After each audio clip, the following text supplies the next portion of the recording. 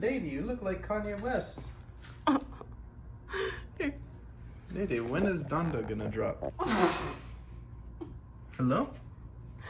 We've been waiting for it, lady. Where the hell is it? Lady, can you see anything?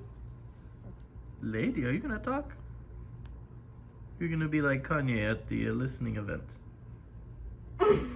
Lady? She's chewing.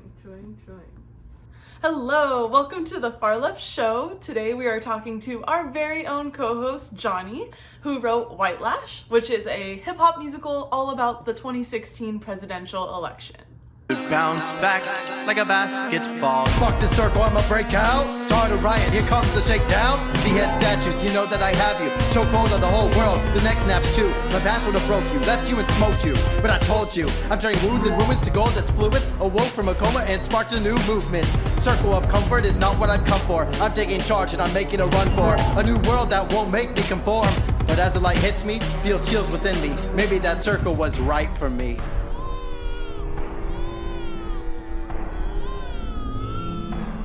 Johnny? Hello, Nat. Can you tell us what's behind you? I see some posters back there. Yeah, well, you helped me put them up, but Yes, I did. there's a Whitelash, there's two Whitelash posters. There's one right there, and then one over here. And then down there is like The Circle, which is an EP thing that I made a long time ago. But these are pretty cool. They're like watercolors made by this artist I found on Instagram. His name is like Joseph Jurgensen or something like that. I don't know. But I'll put his Instagram like maybe in the bio of this thing for people to check out his art because it's really cool. Yeah, I mean, seriously, I feel like that fits the aesthetic of Whitelash so well. Yeah.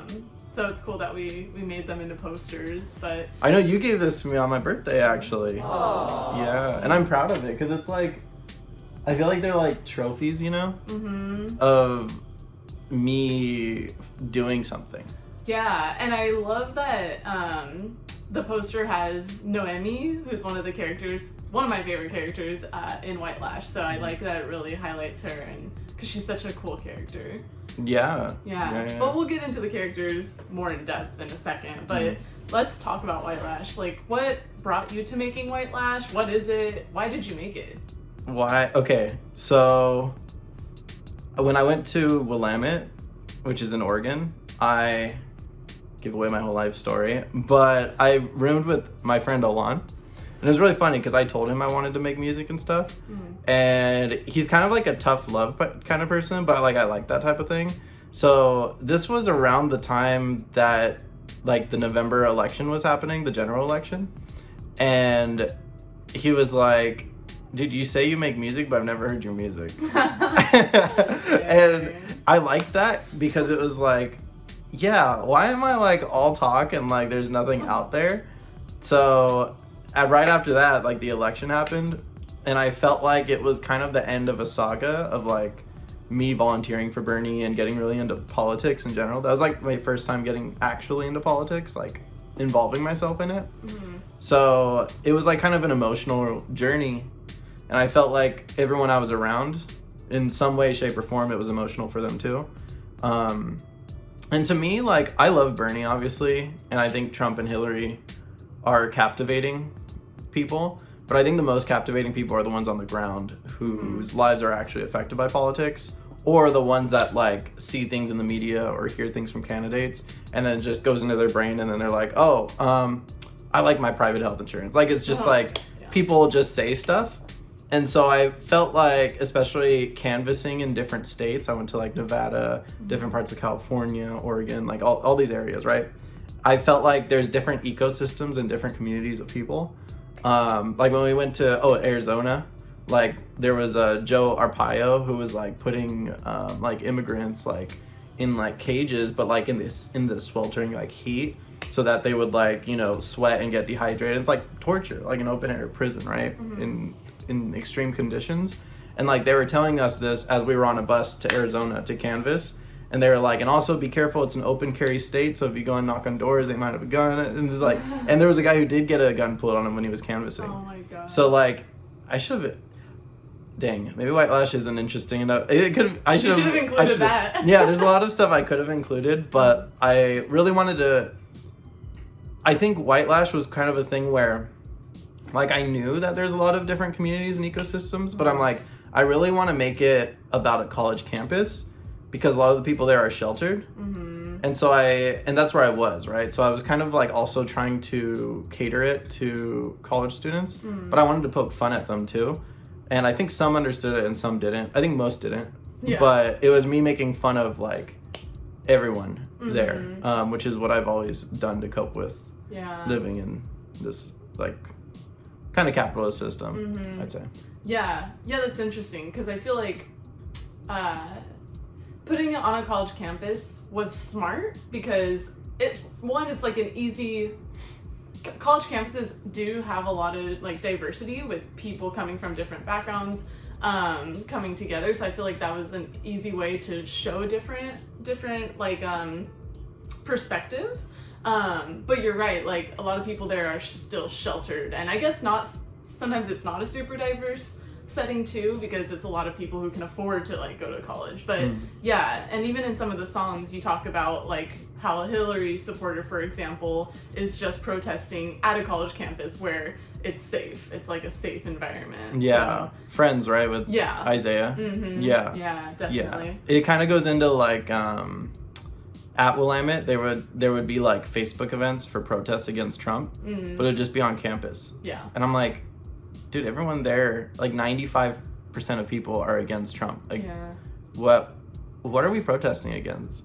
You know, are we protesting against like the 5% of people there? Because if so, like, I feel like they feel like they are a minority, and they kind of hold even more steadfast to their beliefs if they feel like people aren't listening. Which I tried to put like with the character of Zane, Zane Marlowe, right? He kind of gets like ganged up on in different parts of the musical, right? And it's kind of and Jeremy does too at certain parts, and they're both white males, but I feel like if you gang up on somebody, they likely aren't going to change, is kind of the way I was putting it. Especially if you're not like doing rational discussion and more so like emotional or just trying to beat the other person down. So you were just talking about some of the characters, like Zane, for example. You have a couple main characters that are very different. So I was wondering, what was your process for making those characters? Like, did you make them up? Were they based on real life people? What was your process, and can you explain each character? Yeah. So you want me to go like by each character? Exactly. It's up to you, yeah.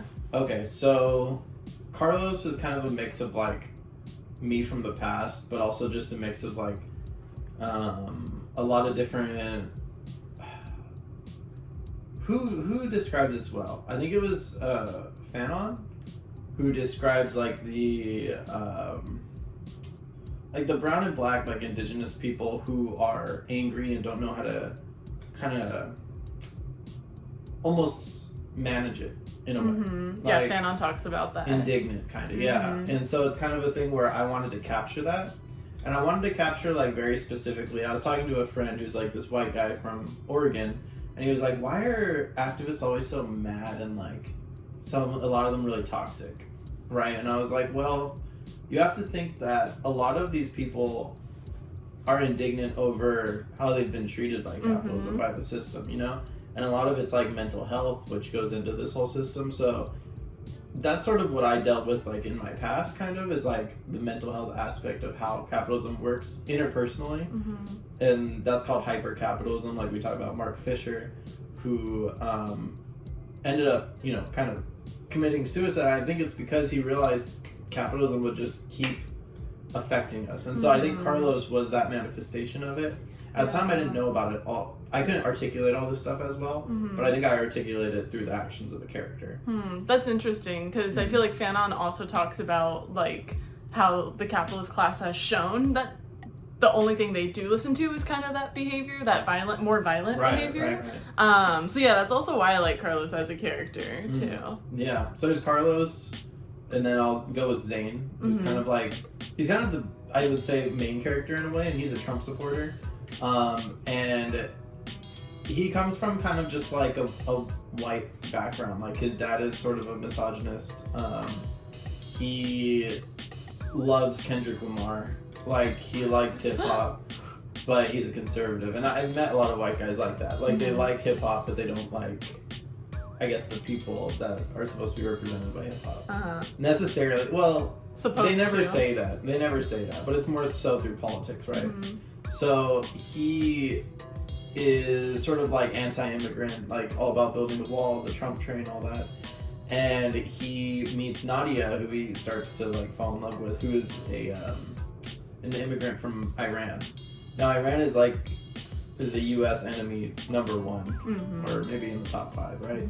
And so it's sort of like showing that, like, it's showing that people operate differently from the big picture stuff, you know?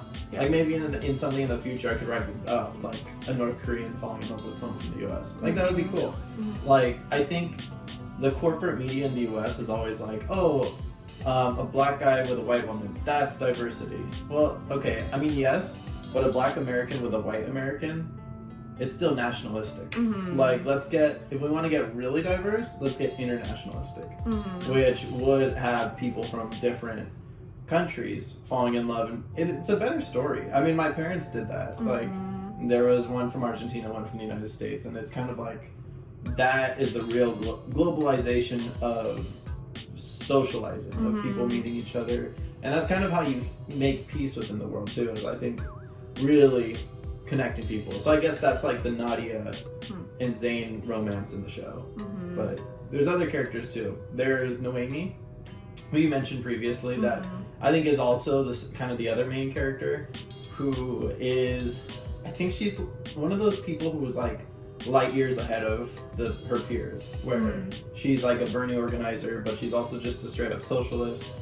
Like she is a revolutionary person who brings people together and organizes them. And I met a lot of people like that. There's especially a lot of like Latina people that I feel like are very dead set on the revolution, that I respect a lot. And so she's kind of based off of different people. But I think, who else is there? Isaiah, who's like in Black Lives Matter, and he gets in trouble for lynching. He gets arrested for lynching, which is such a weird, oh no, it's not, is it lynching? I actually need to go back to it, maybe that's wrong, but it was like, basically they charged somebody in LA, in Black Lives Matter, of like handcuffing herself to another person to prevent that person from being arrested. And so the police considered that a crime.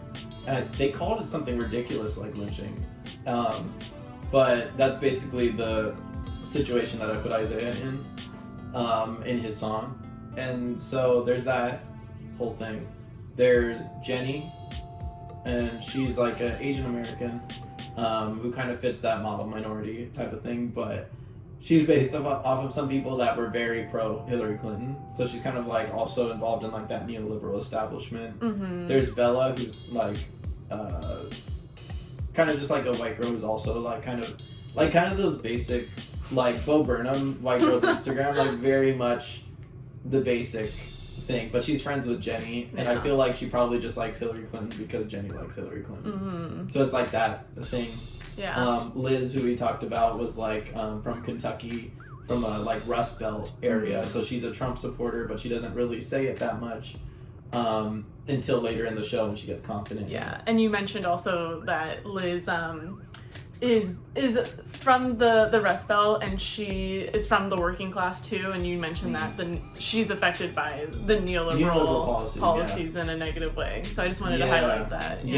And she's the one who convinces Jeremy to actually vote for Trump. Jeremy was like a huge Bernie supporter, like probably the biggest Bernie supporter in the show. And he kind of gets marginalized by people within the movement because he's white. And I feel like that happens where, especially 2016, 2018, there was like this thing of like, oh, they're white, they can't really be progressive. It's like a Bernie bro. They just don't care about race, only class. Like it was this myth that was being told. And I think it was ultimately false. And I think the saddest thing is I think brown and black people who utilized that narrative to personally bully white people in their space, turned white people against them. And I think that they are, I mean, first of all, I just don't think it's cool, but I think also they're doing a disservice to what they're trying to do by being that way. And then, so Jeremy ends up finding more solidarity from Trump supporters and ends up being a Trump supporter. And after Bernie loses the primary. And am I forgetting anybody? No, I think that was it. There's Nadia, but I mentioned Nadia. I hope I'm not forgetting anyone. I don't think you are. I think those are the main ones, but if you think of it, we can talk about them. But I think those were the main ones. But on that note, it's just so interesting to me because clearly you are a very strong Bernie supporter, and very critical of, you know, like Donald Trump and Hillary Clinton. But it's just so funny because you made songs in Whitelash that were very emotional and powerful from the perspective of someone who like really wanted Hillary to win or Trump to win. So how do you think you were able to do that so well? Like with her, for example, you make it really emotional about like having the first female president and other reasons for her to win from the perspective of Jenny.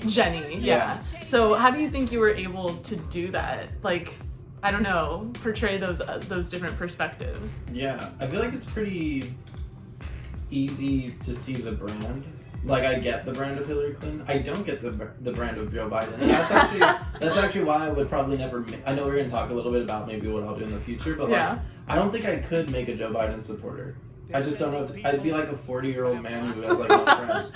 But Hillary Clinton, I understand the desire for a female president and like what that would represent for a lot of women. So I get that. And I do feel like Trump being elected was sort of like gross in terms of like he is a rapist. Like he does sexually harass people and he won over a woman who never did that stuff, you know, and was a lot better. She was better towards like minorities, I would say. Than not internationally. She was horrible there. But I think domestically, and a lot of citizens in America only care about America. So I feel like a lot of women and men and people in the LGBTQ community, and maybe even like brown and black people, apparently the narrative is that a lot of black people bought into the Hillary thing. I don't believe it. But I get it. I get the brand, is what I'm saying, I guess. And then with Trump, like, I don't think I made anything very emotional about it. Maybe the most emotional is Liz's verse at the end of the rap battle in the general election. And I feel like that one is more like her being angry at being marginalized within maybe a more liberal college campus and lashing out. And Trump is going to kind of like there's a part where she's like, you can't use your lies to victimize, and what is it? Something, I don't know. Yeah. But she's basically talking about how the Democrats and liberals victimize themselves in order to just gain power. And I feel like that is what happens. So I think one other thing is like, and Jeremy's transformation thing is also pretty emotional about him going to Trump. I forgot about that. But I believe that stuff. Like I think another big thing is like, I agree with a lot of Trump supporters in their critiques of the Democratic Party, their critiques of Hillary, neoliberalism, and like, you know, the way corporations, especially now, like with Trump off of Twitter and stuff, I understand the criticism against censorship, which is also what Liz was talking about there. So I get it and I understand it and I feel it. But I also feel the Hillary Clinton supporter. I feel especially the Bernie Sanders supporter and socialism. That's where I actually am at. But I guess what I'm saying is like I understand the spectrum, various parts of it. Definitely. Yeah, that's why Liz is such an interesting character. Because, like I also do understand the anger and outrage towards Democrats, and then the temptation to then want to be on the right. But I think specifically with Trump, like there's some people who were independent and I think actually that's what Liz was, right? She was like independent, but then supported Trump because he seemed anti-establishment. So, and the other thing is, when I listen to this, when other people listen to this, and you mentioned this at the beginning, it really takes us back to that time of the 2016 presidential election and gets us in the feels and all that. So, like, why do you think people feel so strongly about that time period? And, like, specifically you, what was your experience during that time period of the 2016 election? I mean, in a way, it was my coming of age era, because like it was like my sophomore year of college, junior. So I feel like that's when I grew a lot and like learned a lot about the world. And I feel like a lot of millennials, maybe that's just kind of being naive, but feeling like a lot of people were in their coming of age, at least in the millennial era, like either in college or maybe just getting out of college or maybe entering college, you know?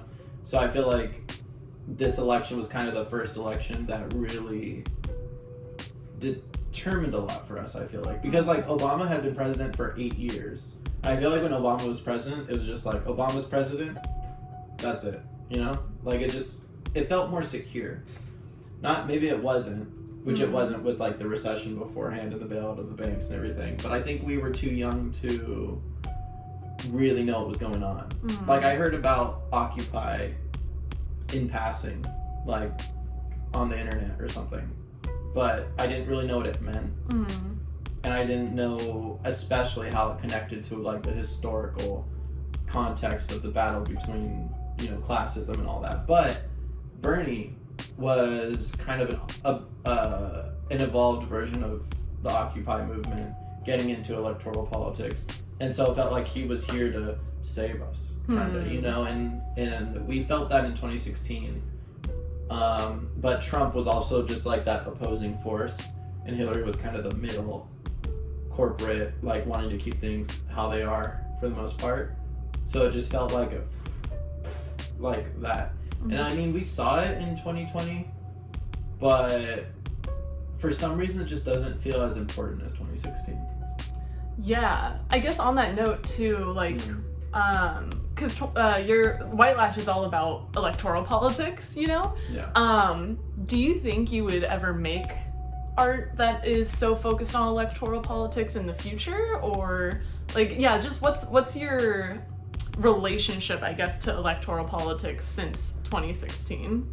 Yeah, that's interesting, because like I was super into electoral politics back then. I felt like things were possible through electoral politics. I don't feel that way anymore. I'm kind of just more,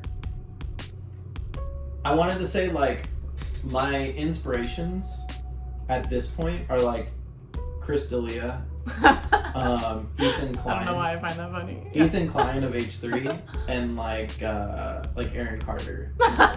Wow. And like the reason why, well, I could name a few things, but like Aaron Carter is kind of like this like beautiful child, like back in the day, right? That's like singing "I Want Candy" and stuff. And you see him now, and he's like different, like messed up, right? Like on drugs, depressed, like doing anything he can to be famous and not really succeeding. I think he made an OnlyFans, but it's like not even that successful either. So it's kind of like, that's how I feel about how things have become between 2016 and 2020. Like 2016, I was like bright and happy and optimistic, and like especially if it's about electoral politics, I'm not interested. Like I was the DSA branch coordinator. I know I'm bouncing around a lot, but it's okay. DSA branch coordinator, and like it was just electoral politics again and again and again and again, right?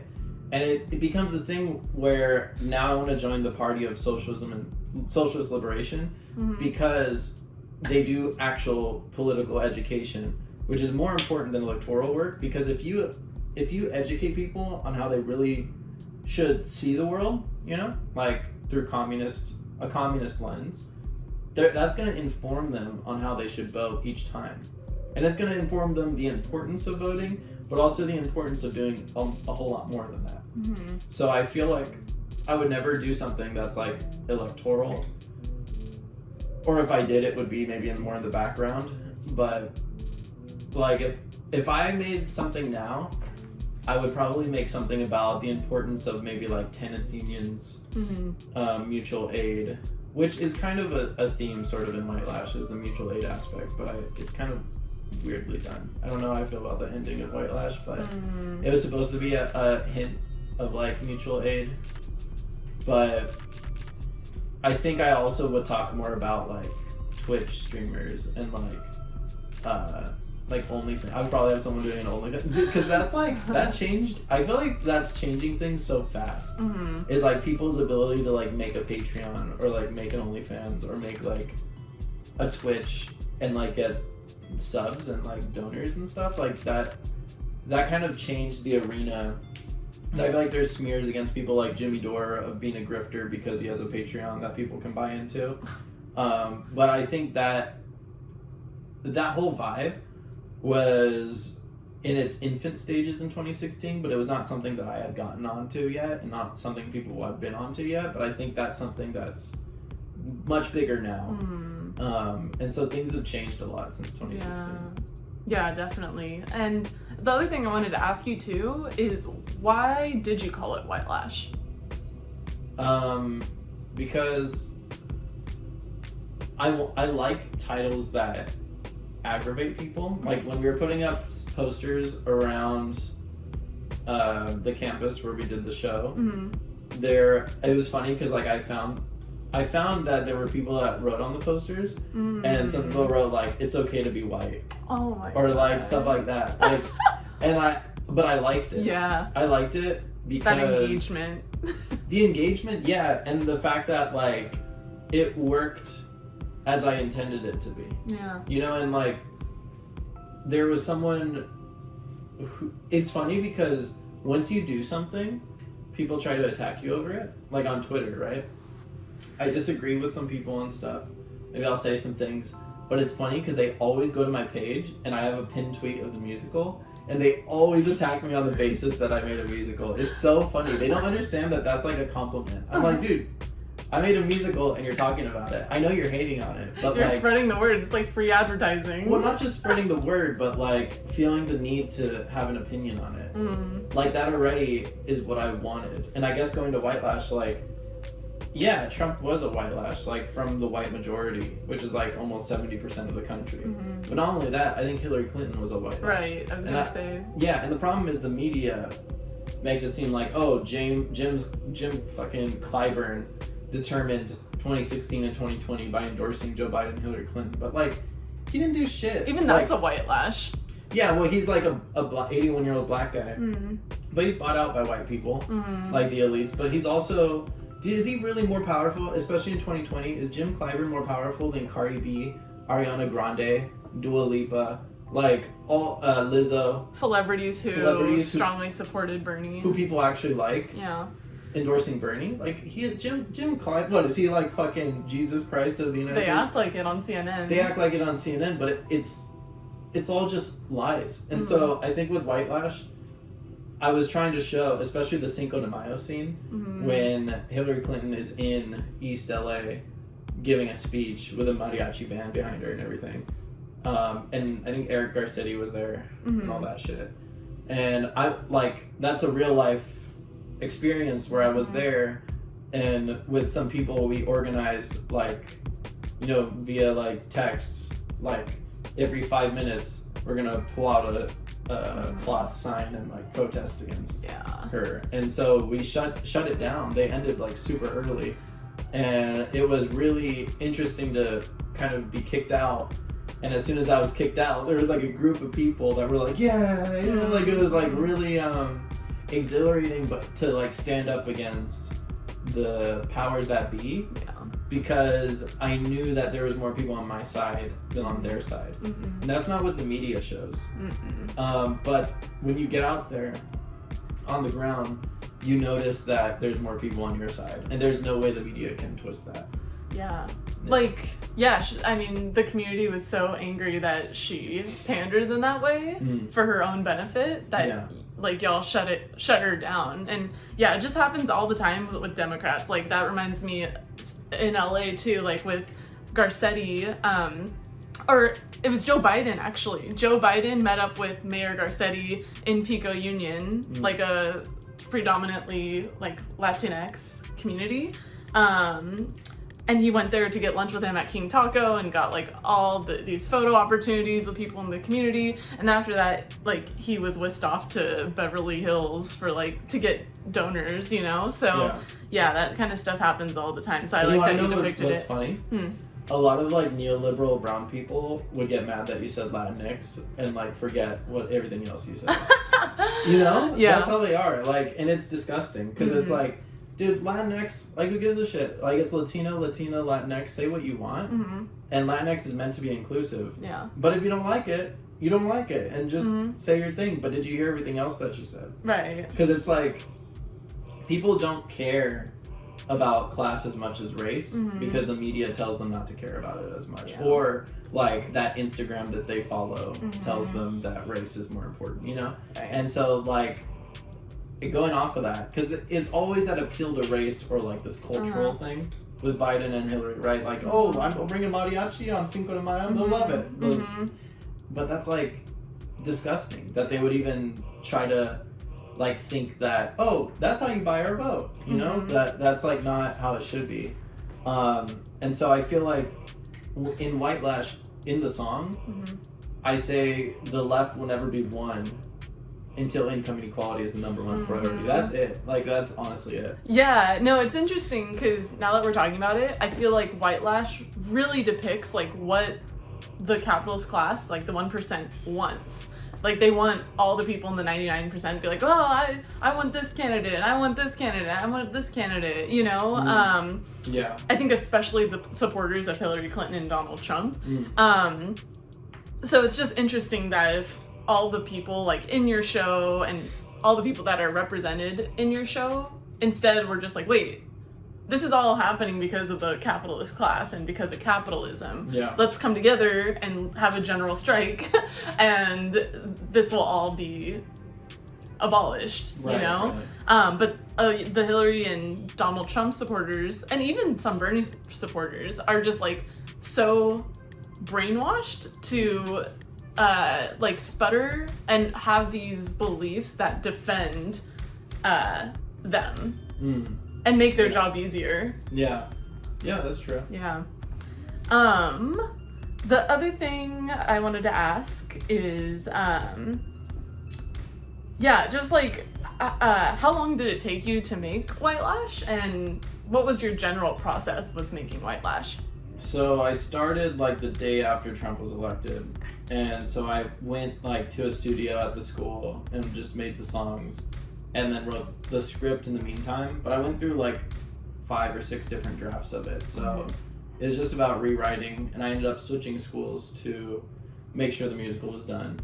And we started rehearsals, like we did auditions and then rehearsals, and I was still working on the music and the script. And actually, since there were more people at the school I went to, like UCSD, right, I was able to add new characters like Isaiah and Nadia. So it took like overall like 2 or 3 years to like get that part done. And then the mixing and mastering took like another 2 years because I had to pay for it and get the money for that, which is kind of like, it shows that like if you don't have money, it's harder to get things done. And so the production of art and like if I had more stakeholders involved, there would be money for mixing and mastering, and it would have been out like in 2017 or 2018, right? But it took until 2021 for me to put it out there. And time is really important. And so I feel like it would have been better if it came out back then, but there's not much to do about that, you know, because I didn't really have anyone like helping me do that. It was mostly just me, like saving up money to get that done. Yeah. But that's sort of like indictment of capitalism again, and like it's not a very democratic system in terms of art. And what's interesting is usually the artists that do have the money to get all the stuff that you were talking about are people who aren't really saying much in their music, you know? And again, that's purposeful in our capitalist system. They want the people who get the resources and who can put music out like that to be the people who aren't really saying much, so that people consume it and aren't really thinking. So yeah, I feel like a lot of people in your position are people that are actually saying something meaningful, that if it were, if a lot of people were listening to it, because y'all had a lot of resources and money and stuff to do that, more people would start thinking about it, and a revolution would be like more possible. Yeah. So. Well, there's like Hobo Johnson, right? Who came out with Revenge of Hobo Johnson, and that one, he went independent with it, and it, like, nobody knew when it came out. It just kind of came out. Like, we're fans of him, and we didn't know until a month later. Right, but that's because it's not pushed like on Apple Music or anything like that, and so, and it has very socialist tones, you know. Very Marxist. Yeah, Marxist, and then what, the Hobo Johnson alienates his fan base, and a lot of people are hating on it, right? And there's like Anthony Fantano, who gave it a not good and everything, but like, maybe the music isn't as beautiful sounding or as even as enjoyable in a lot of ways as his first album. You have to weigh, like, if it's Marxist, isn't it objectively better for the revolution and a better society? Yeah. And so I feel like having gatekeepers like Anthony Fantano or Destiny or Vosh on the political side, and it's especially like these white guys who, you know, are not like struggling, you know, they're just in their rooms on Twitch, and they're able to articulate themselves well and sound smart, and then people like flock to it for like identity's sake, because I feel like a lot of people don't have an identity, and so really, like I feel like it's just, we live in a very toxic culture right now, where socialism is being attacked in general. Like Nina Turner losing her primary, she did not lose it, by the way, like it was just rigged against her, but she, all of a sudden, as soon as she loses, all these like media sites like put out, oh, the left is losing, Nina Turner said that Joe Biden is half a bowl of shit, that's why she lost. But he is. He's half a bowl of shit would be better than Joe Biden, honestly. But the thing is, like, there's this constant onslaught of like, you're different, you're socialist, die, kill yourself. Like Cori Bush, she's saying defund the police, but she has a security detail, right? And Fox News, and not just Fox News, like every media site is like, isn't she being hypocritical for wanting a security detail but also saying defund the police? You want her to die? That's what she said. Like, would you rather have me die? And it's like, yeah, they do want you to die. Like AIPAC, like the Israel like lobbying, they want AOC to die. They want Rashida Tlaib to die. They don't want me to die for like speaking out against them. And so it's kind of a thing where, if you're a socialist, like in Remember the Cause, Noemi says they would end this vocalist. Originally I put they would kill this vocalist, but I wanted it to be like end this vocalist. Mostly just because I didn't want to put kill, because I was trying to keep the vibe seemingly positive during that song. But it's like, they would want to end you in any way possible. Well, and I've told you this before, but I think I kind of actually like how you changed it to end, because kill is just one of the ways that they end vocal socialists, but they also end that rhetoric in other ways too. Yeah. So I actually do like that you put end, although kill is more harsh and actually what they would do. Yeah. And then I also wanted to talk about what you were talking about with Hobo Johnson, because it's just, I feel like it relates to what you said at the beginning with Aaron Carter, and because I get what you're saying with them. It's like, it's kind of just such a disgusting like downfall as a result of our capitalist society. It's like, it's so it's like the epitome of like what happens in capitalism, you know? It's like just gross. And why I like Hobo Johnson's album is, I think that's the only, even though I think it's purposely not as beautiful, because I feel like that's the only way you can really depict how fucked up things are and disgusting things are in the system. And it kind of relates to actually Bo Burnham's song, Should I Be Joking at a Time Like This? It's kind of the same with beautiful music. Like, should we even be making beautiful music at a time like this? Because I think the only way to portray it is by it not being beautiful, because what's happening is not beautiful, and in fact it's like disgusting, kind of hard to endure, miserable. You know? So I feel like he actually portrays that, and Anthony Fantano wouldn't agree, but I feel like if you actually felt what was going on, you would understand that. Yeah, I mean, I think like that always goes into like what I would do in the future, and I don't want to do another Whitelash sounding thing because I feel like that sounds too. I remember I was interviewed for the Willamette college paper, and I said my influences are Lin-Manuel Miranda, Eminem, and Elon Musk. That's so bad. Like, that's so bad nowadays to even say those three in combination. Yeah. But when you hear Whitelash, you get it. But my influences are very different now.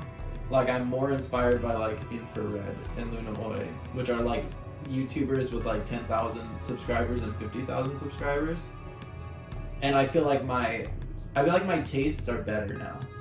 Yeah, wait, why so much hate against Lin-Manuel Miranda? You get compared to him all the time. Why do you hate him so much? Because his father worked in like for Bill Clinton, like in the administration. I think the administration or in the foundation or whatever they did. But he is like part of the elite. And I mean, he got an easy deal, like getting into the entertainment industry.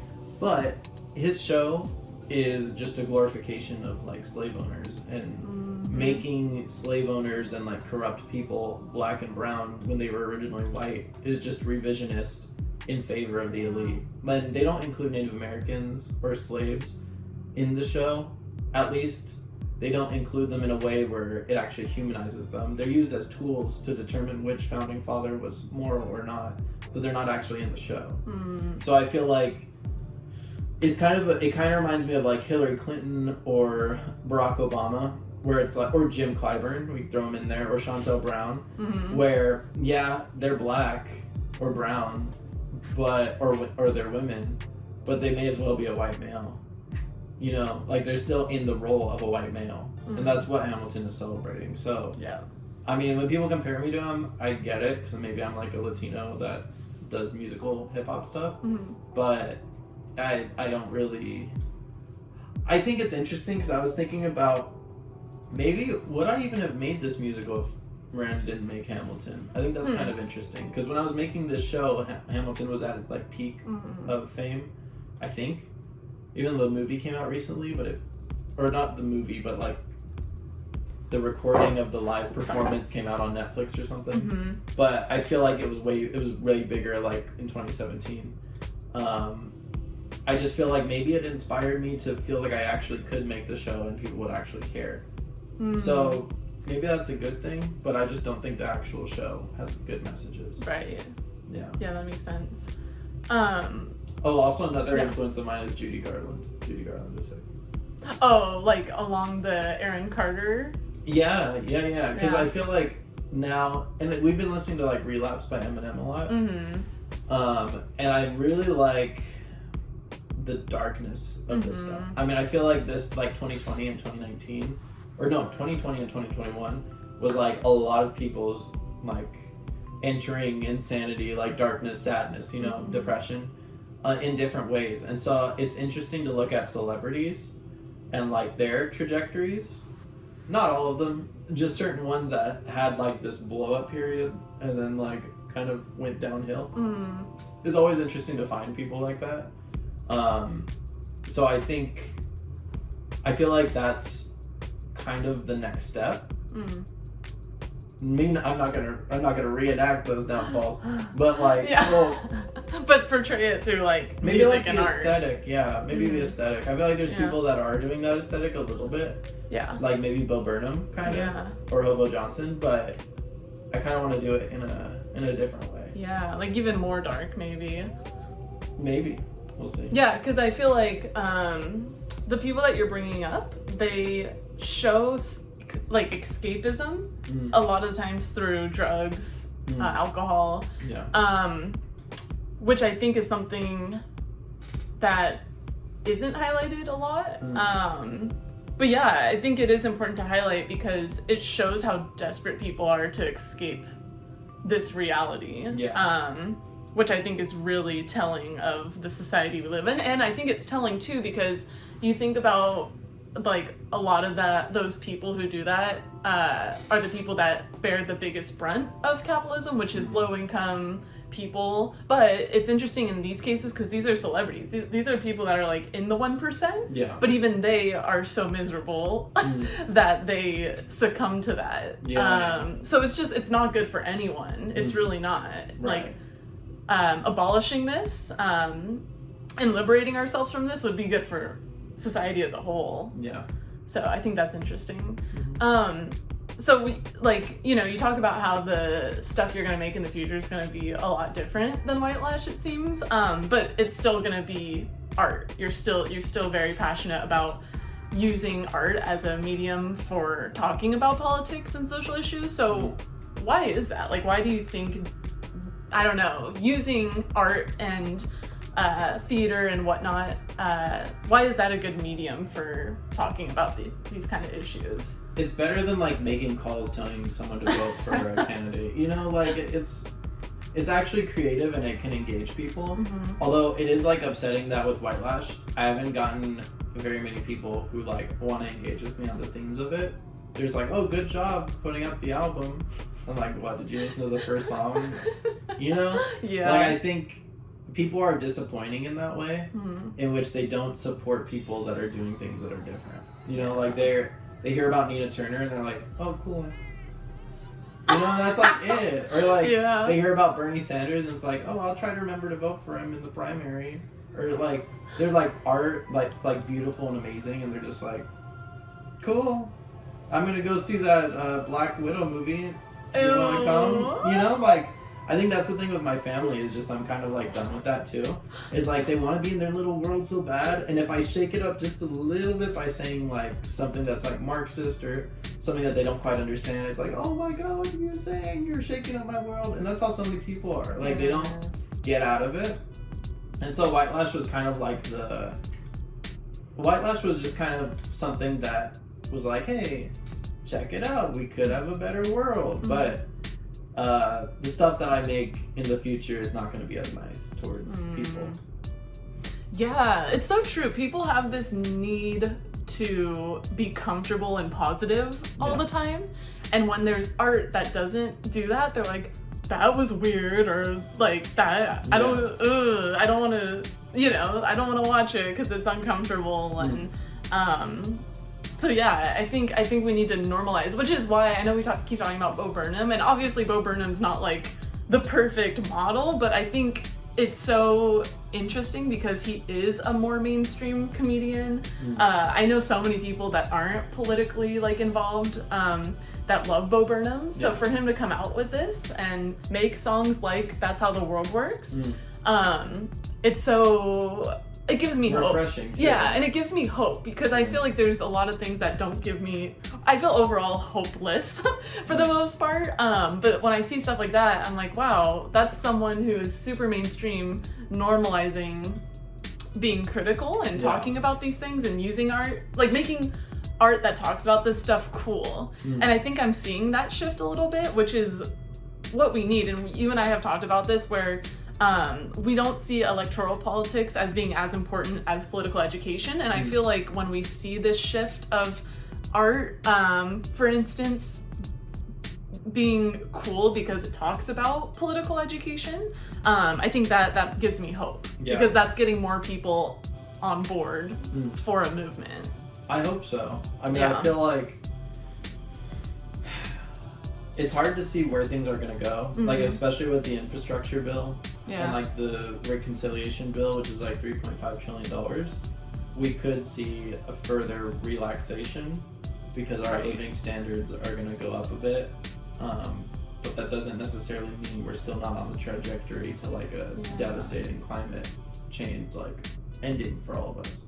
So I feel like it's difficult because I feel like these days I'm just like screaming and there's like people sitting there, but they're just like, you know, they're just staring at me. Or like, they're like, oh no, you look too crazy, you know? And there's a lot of people that like speak out that feel that way. So I think the goal is just to double down ultimately. Because I mean, there's like no... there's no hope in like conforming. Like Tyler the Creator kind of conformed. Mm-hmm. There's a lot of like people that go really mainstream that conform, like Billie Eilish, right, or something like that. But why would you ever want an album that's kind of like her last one, or even like Call Me If You Get Lost? Like we started to enjoy it a little bit more musically, but it's so hyper capitalist, you know. Yeah. And it's kind of a thing where it's like, oh, so like everyone's just kind of like struggling and dying while you're just enjoying yourself traveling the world. Like that's cute. But I mean, that's kind of like how Instagram is for a lot of these basic people. Is like, I traveled to another place, take a picture of me in a bikini at the pool. You know, like it gets old, and it's also like, okay, if the world's ending, you should be. It kind of seems like you recognize that the situation's so urgent that we should be kind of using, like, inserting education and politics into everything we're doing. Like North Korea. Like, people are like, oh, North Korea doesn't allow this, doesn't allow that. Well, because even oh, go ahead. Sorry. Well, what they do allow is communism in their art, in their movies and stuff. The U.S. doesn't allow that. And the other thing too is they're like, oh, that's creepy because they don't allow this, and this. But it's like, the thing you have to understand is the United States is so what's the word? Aggressive. It's so aggressive and will go as far as it needs to disrupt a society that's on its way to socialism and communism. That North Korea, they have to be that way. They have to be so strict. And I think we do too, as the left in the United States. Yeah. We have to be strict, and like people are always like, let's talk about the failures of the Bernie Sanders campaign or the failures of Nina Turner. What do you mean failures? We just got like the it was rigged. Like the media completely was against us. Like APAC and like all these other dark evil money that gets put into these campaigns. Like people's apathy.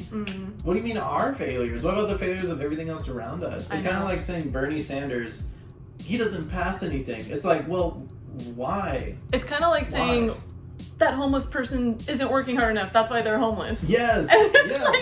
It's I think we've talked about this in another Far Left Show video, but it's the same. You just have to have a whole mind shift to look at the system. And again, the capitalist class, like, they're at fault. They're the one inflicting violence. And Cuba doesn't even have homeless people. I know. Like, if we went in and freed them, we would have homeless people there now. And despite the embargoes, right? That's what it's called? Yeah. Or the blockade. Like, despite all that the United States is doing to it. So, so you talked a little bit about what's in store for your future. If you want to add to that, you can. But also, like, I get this is like a big question, but on top of like your future, like what you're planning for your future, like what do you see in store, I guess, for the future of the United States and like United States politics, or even just like global, international? Like, I mean, what's going on in the future in your mind?